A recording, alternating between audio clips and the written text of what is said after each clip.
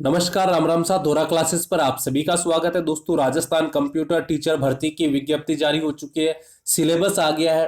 पे मैट्रिक क्या रहने वाला है, कितनी पोस्ट रहने वाली है, इसके बारे में हमें डिटेल पता चल गई है।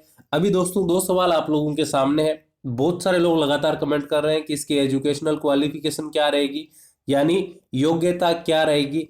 और दूसरा सवाल है कि अपेयरिंग वाले आवेदन कर सकते हैं या फिर नहीं कर सकते हैं। तो इस वीडियो सेशन में मैं आपको इन दोनों ही सवालों के जवाब देने की कोशिश करूंगा। ध्यान से देखिएगा। सबसे पहले दोस्तों इस रिक्रूटमेंट के बारे में थोड़ा सा हम जान लेते हैं। ये देखिए, एक 18/10/2021 का ये नोटिफिकेशन जारी हुआ है। इसमें यहाँ पर बेसिक कंप्यूटर अनुदेशक के टोटल 9,862 पद दिखाए गए हैं। ठीक है। और ये जिला स्तर का मतलब है कि इनकी नियुक्तियां जो है ना वो जिला स्तर पर की जाएगी। और वरिष्ठ कंप्यूटर अनुदेशक है, इसमें लेवल 10 पैमेट्रिक है और 295 पोस्ट दिखाई हुई है। और 500 के प्लस के ऊपर भी ये पोस्ट दिखाई हुई थी, लेकिन इसके अंदर ये 295 पोस्ट ही दिखा रखी है। और ये संभाग स्तर के ऊपर होना है। ठीक है। यानी इनकी पोस्टिंग एक तरह से संभाग स्तर के ऊपर ही की जाएगी। अब यहां पर देखिए दोस्तों, पैमेट्रिक लेवल भी यहां पर 8 और 10 दिया हुआ है। इसका मतलब क्या होगा, देखो मैं आपको बताता हूं कि ये तो है ना 2800 ग्रेड पे की है। ठीक है। और ये आपकी है 3600 ग्रेड पे की। ठीक है। शानदार भर्ती, मतलब 10,000 प्लस पदों पर यह भर्ती होने जा रही है। यह एक महाभर्ती है, इसको छोटी भर्ती नहीं कह सकते हैं। कहने का मतलब यह है, एक तरह से जितने भी कंप्यूटर टीचर बेरोजगार थे जो भर्ती का इंतजार कर रहे थे, कुछ लोग तो पिछले 4 से 5 साल से इंतजार कर रहे हैं इस भर्ती का, उनका इंतजार खत्म हो गया। और ये मानकर चलो, अगर वो ईमानदारी से तैयारी करते हैं तो उनका सिलेक्शन कोई भी नहीं रोक सकता इस भर्ती में।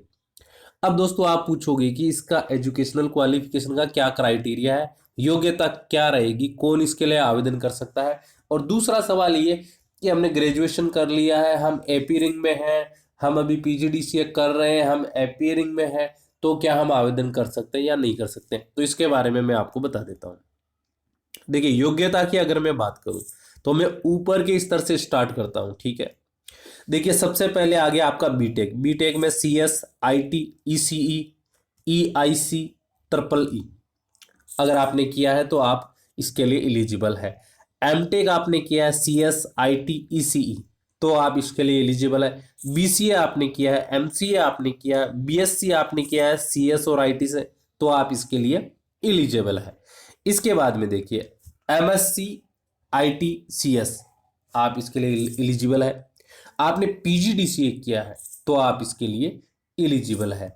अब यहां पर मैं और आपको बताता हूं। देखिए, अगर आपने O लेवल किया है 1 साल का, आप एलिजिबल है। A लेवल आपने किया है, आप एलिजिबल है।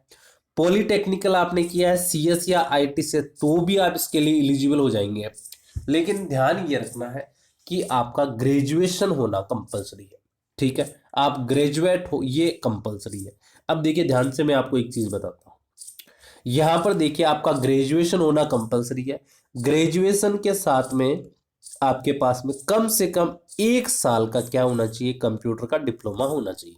ठीक है। कम से कम 1 साल का आपके पास में कंप्यूटर का डिप्लोमा होना चाहिए। बहुत सारे लोगों ने ये पूछा है कि सर RSCIT चल जाएगा या ट्रिपल सी चल जाएगा क्या। तो देखिए, RSCIT भी नहीं चलेगा, ट्रिपल सी भी नहीं चलेगा।